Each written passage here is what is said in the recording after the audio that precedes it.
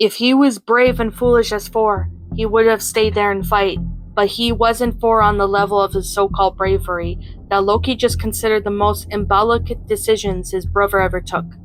Run, he breathed suddenly, taking her hand and suddenly pulling her behind him to run as fast as they could. They heard a hissing sound behind them, but couldn't figure it out if it was the predator after them, or another kind of creature that had joined the first. They ran for their lives, their way now only lit by the golden thread, all torches gone from the gigantic cave they were crossing. Their hands were entwined firmly, not wishing to let go of one another in the almost complete darkness. Isa threw a look over her shoulders, then heard Loki's breathless scream of alert. He froze, trying to stop her, but in her rush, she ran into him, and another gasp from God. She realized too late what she had tried to prevent. They fell into nothingness. They both opened their lips to scream in terror before hitting the ground, just a meter down from where they were standing a second ago. Loki growled loudly when he received Isa's weight on him, and she rolled off of him as soon as she realized they weren't diving to their death. Silence fell on them for a moment before they heard running steps coming from where the beast should be. They turned around. Loki lifted up the orb as light as a little what was about to jump in ahead of them, and they prepared for a fight. Then they saw the red eyes and stopped breathing, only the very confused expressions on their faces when the red-eyed creature stepped into the golden light and meowed. Loki and Isa stared with their mouth wide open. The little kitten whose eyes were shown red in the darkness before I decided to follow them, hissing and growling, but the sounds reverberated by rocks had made it sound much more impressive. The kitten probably was on top of a rock when he spotted them, which was why he seemed bigger. What? Loki spitted, not knowing if he should be relieved or ashamed for running away from a kitten. The little animal blinked and tilted its head to the side, as his voice then meowed another time, its tail wagging happily. The kitten must have been attracted by the lumicid magical ball I've read, Isa said very seriously, before grinning at her little joke. Loki rolled his eyes, clenching his jaw in annoyance, while the young girl got back up on her feet and approached the kitten. She held out her hand, and the animal ran happily towards her, rubbing its little head and closing its eyes in bliss. "Don't approach that thing!" he exclaimed, when she ignored him completely and stroked its soft fur. "It's in the crossway. It must be some sort of evil creature. It didn't land here for its soft fur and purring," he hissed, throwing a hard glare at Isa. "But look at how adorable fur ball," she exclaimed, while the kitten meowed happily, asking for more stroking. "Stay away. It could be dangerous," he exclaimed, glancing suspiciously at the purring kitten.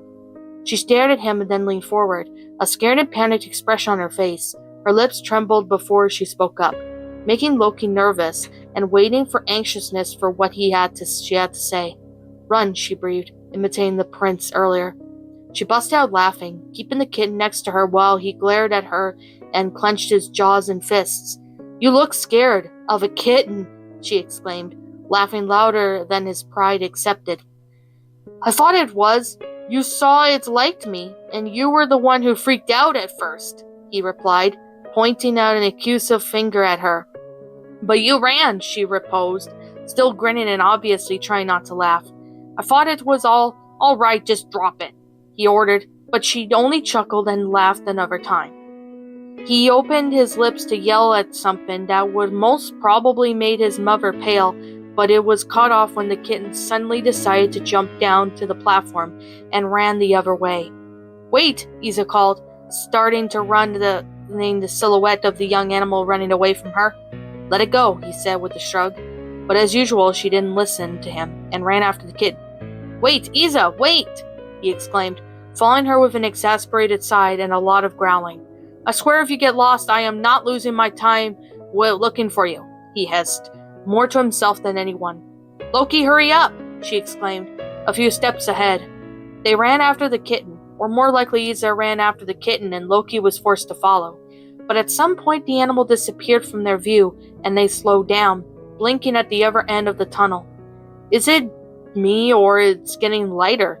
she asked hesitantly. Without a word, realizing that there was light, they accelerated and almost ran to the other side of the tunnel. They stepped into the light and froze, blinded by the sudden sun above their heads. They moaned and hid their sensible eyes with their hands, waiting to be accustomed to daylight once again. "Did we arrive in Utgard already?" Isa asked, after blinking and looking around. They looked around, their vision still uneasy, then their mouths dropped. "Definitely not Utgard," Loki finally murmured, not quite believing his eyes. They stared at the high green grass moving from the fresh breeze, some trees scattered here and there, but mostly the wild animals living. Most of the animals were eating grass or leaves from the trees, and they were mostly unknown for the two Asgardians, but as finally they weren't dangerous or life-threatening anyway.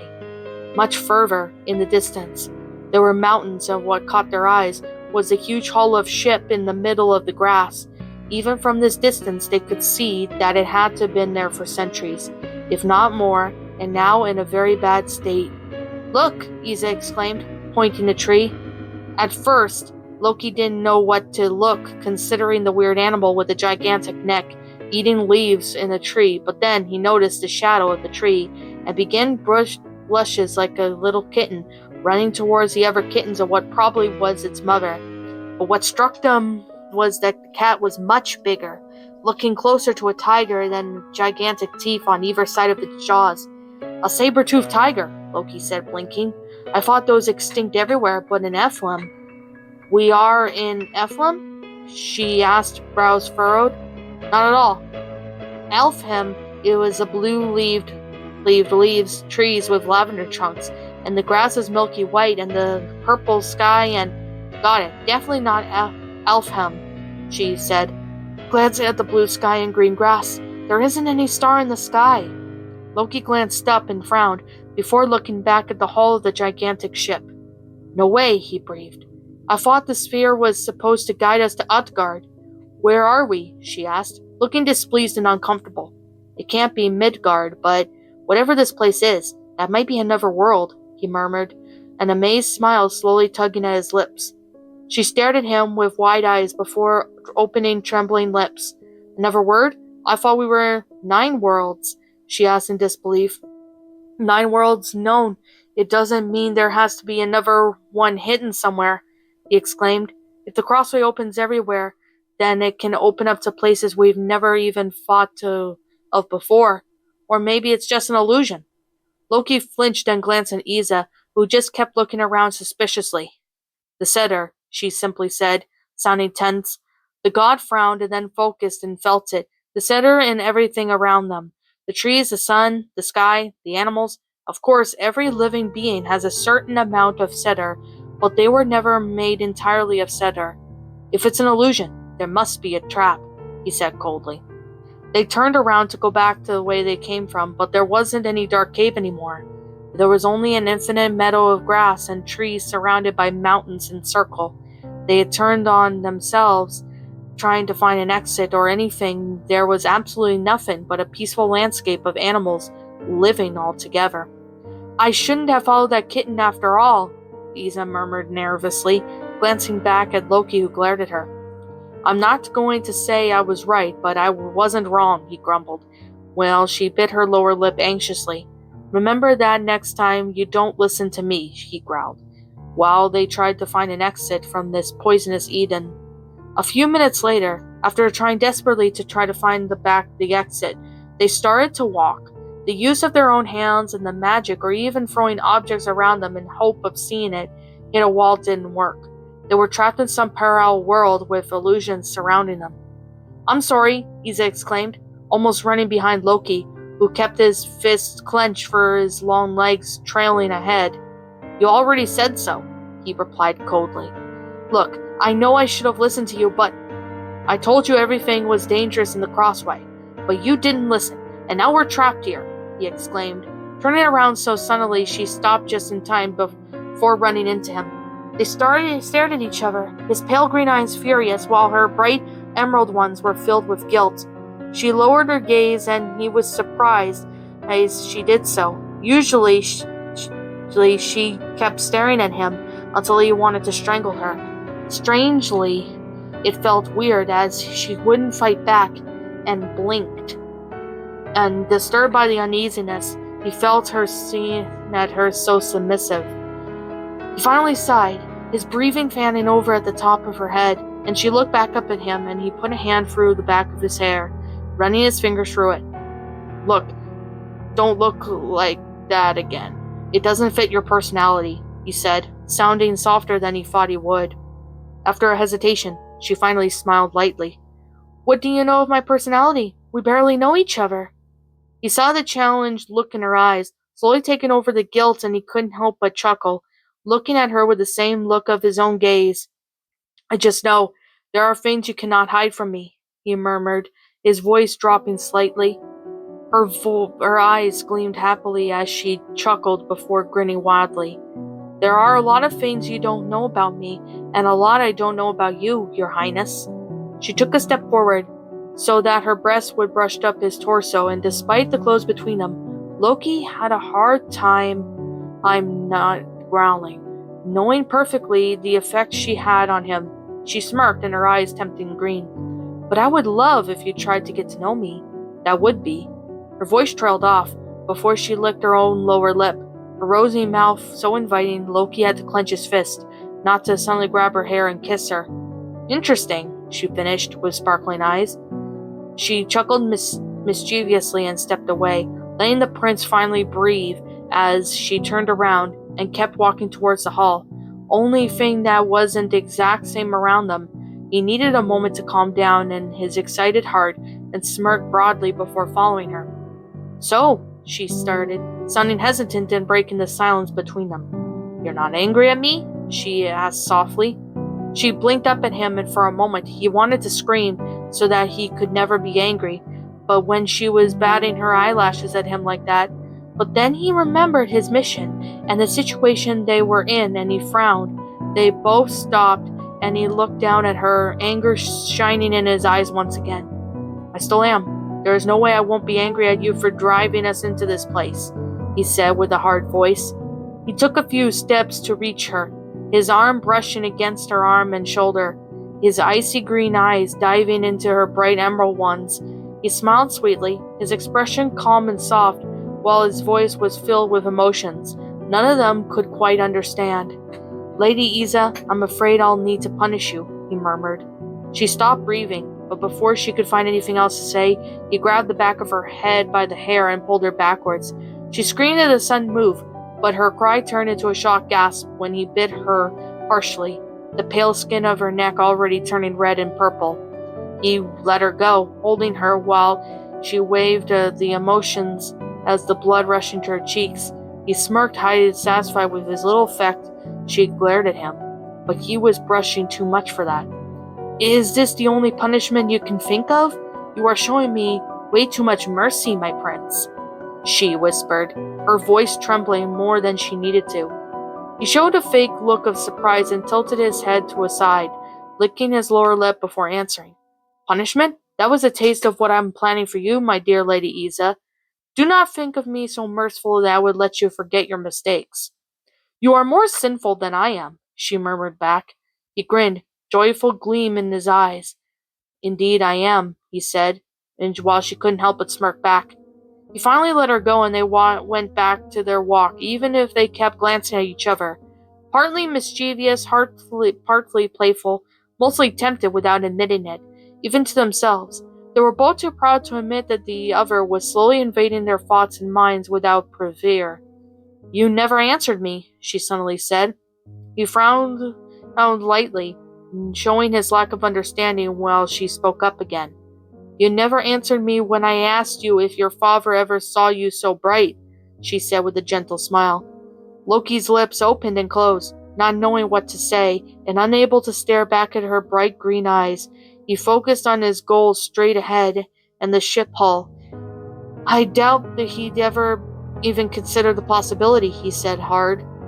Iza stared at him in silence before opening her lips again. Why don't you talk? She asked curiously, her brows furrowed lightly. Why would I talk? He responded with a little shrug. It would do you good to trust people, she said lightly. He snorted before looking back at her, and his expression disdainful. Why would I want that? I'm a prince of Asgard. But how would you want people to trust you otherwise? she asked blankly. He froze and stared at her, mouth opening lightly before closing, and he frowned.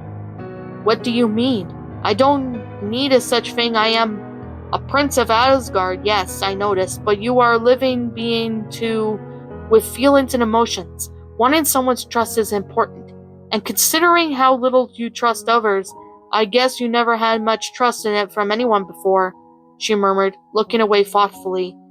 You are probably thinking, why would I trust someone who doesn't trust me? But this is the kind of things that has to go in both ways.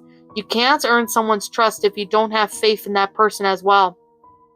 He didn't say anything, but she continued, smiling lightly. Why don't you trust me? Talk about you.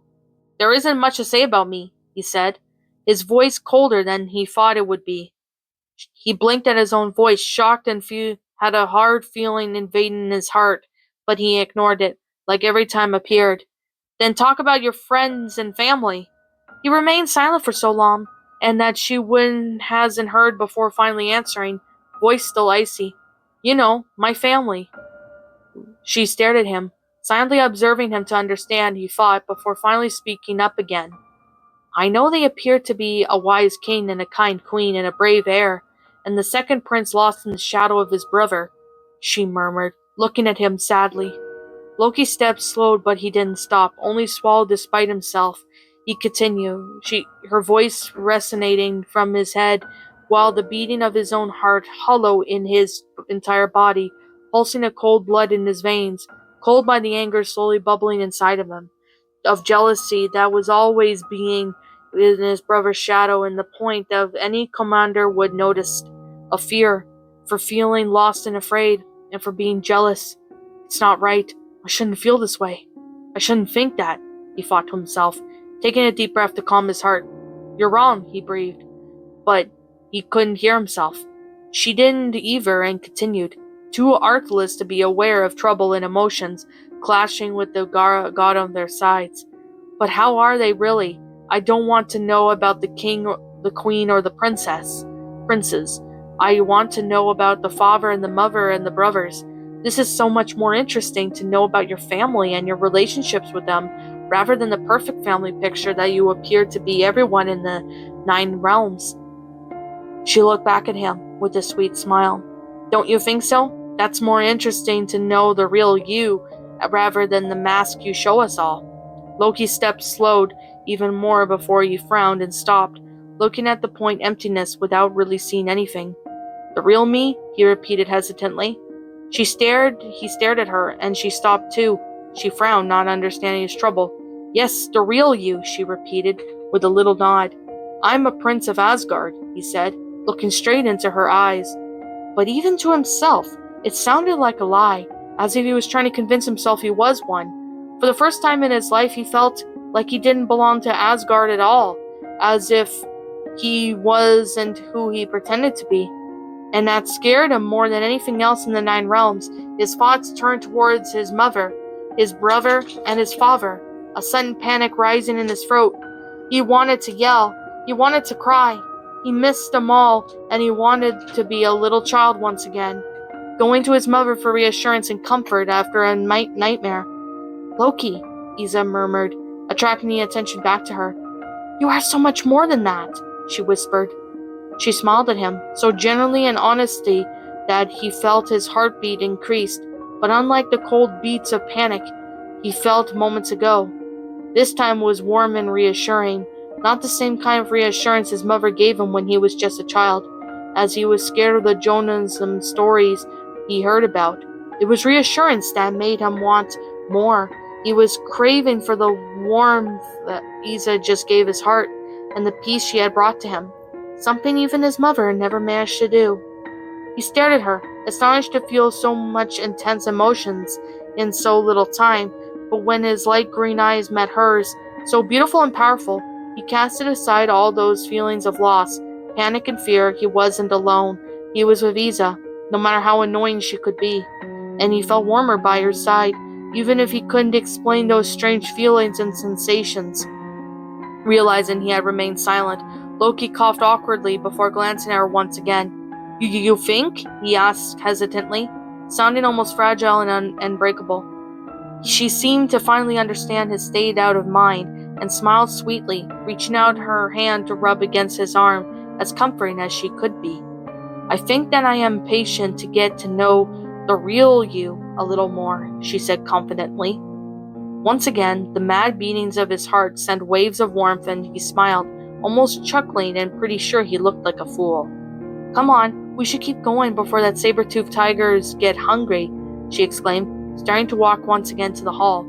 He smiled and they kept on walking under the patistic sun, even if everything around them was an illusion. At least Loki knew that if he looked at Isa, he would see something true, something that was neither a lie or an illusion. They finally arrived towards the hall that seemed bigger than from afar. When Loki took out the sphere from his pockets, it started to shine and react. After entering this fake paradise, the golden thread and started to stop emitting any wisp of light that were usually guiding them in the crossway. Loki had put it back in his pocket, but now it was reacting again. We might be getting close to the exit, he said, taking a step forward. Wait, she exclaimed, suddenly grabbing his sleeve. His eyes glanced down at the hand that was around his wrist, but he didn't say anything, only looked back at her face when she spoke up. If this whole place is an illusion, it might be a trap. Even the exit. We might be in danger if something awaits on the other side or whatever side there could possibly be, she said hesitantly. Sphere protects us. It's working again. It means we're going back to the crossway and to our outguard, he said. But what if Isa, he said, cutting her so she would look like him. You are safe with me, I promise you. I will bring you back to Asgard safe and sound, remember? And I will. I might be a liar, but I always keep my promises, he said, taking her hand and squeezing it, as reassuring as he could be. We stay together and we'll be fine, he murmured with a little confident smile. She stared at him for a long moment before mirroring his smile, flushing lightly at her own words. You said we, she whispered. He froze, his heart missing a beat. He opened his lips to say something, but his throat was suddenly dry. He blinked and forced himself to find a proper answer. We're in this together, aren't we? He asked. But she smiled lightly, knowing exactly that his we sounded different than before. We're in this together, she repeated, squeezing his hand and giving a tiny nod. He nodded back and they turned towards the hall, following the golden wisps of the sphere to be guided. They walked straight towards the wooden hall and hesitated when the wisps wanted them to walk back into the wood. Isa advanced her free hand towards the wood, but instead of touching it, a green shimmer shone, proving that it was just an illusion. They glanced at each other before taking a step towards the passage, hidden by a hall illusion. As soon as they stepped in, they lost their footing with a yelp. They weren't on the ground anymore, but they were falling into a void. They fell on their butts and started to slide against the high speed down a slope. Their entwined hands only squeezed each other more strongly, but the only light that came from the golden sphere and that they were in some sort of gut made of black rock. The passageway grew more and more sharp by the minutes as they slid down, increasing their speed. Isa glanced at Loki, but couldn't see his face well considering the speed they were falling from and the lack of light. But suddenly he gasped, his eyes widening. She followed his gaze and stopped breathing. Right in front of them, the gut was separating the two different ways, with a huge sharp rock in the middle. Loki tried to use his feet to slow down, but he growled and stopped, only from getting hurt. Isa, he called. He threw her at the sphere, and she managed to catch it right in time. Her heartbeat only increased in panic when his hand tried to let go of hers, but then she saw a green light of the center, illuminating his hands and face. She threw a spell at the rocks and guts in front of them, but she didn't have time to try to have a look, and they suddenly turned, taking the turn on the left. Loki! She screamed, to cover the wind that was hitting her faces as they kept accelerating. Your hand! He shouted, reaching for her. But then the rock, of which they were sliding, disappeared, and they realized with cold fear that they were dropping straight towards a huge cavern. They saw high walls about 100 meters down of them, but their main problem was that they were falling right towards them, without a way to catch themselves on anything. They shouted as they fell towards their most probable death. What's up, my pretties? it's the Lion Queen here. I want to appreciate you all for tuning into this video, and I do appreciate you guys supporting my video by giving this video likes and stuff. If you really enjoyed this video, be sure to leave a like, comment and subscribe if you're new, ring the bell for notifications to when I upload so that way you guys will get updated for whenever I upload. If you want to follow me on Twitter or DeviantArt, feel free to leave a follow on those if you are interested in following me on those socials. If you want to support my backup channel, known as Miss Dark Shigo, feel free to subscribe to it, as a link to that will also be in the About page section. And with that being said, and that being the case, thank you so much for watching, my pretties, and as always, stay pretty.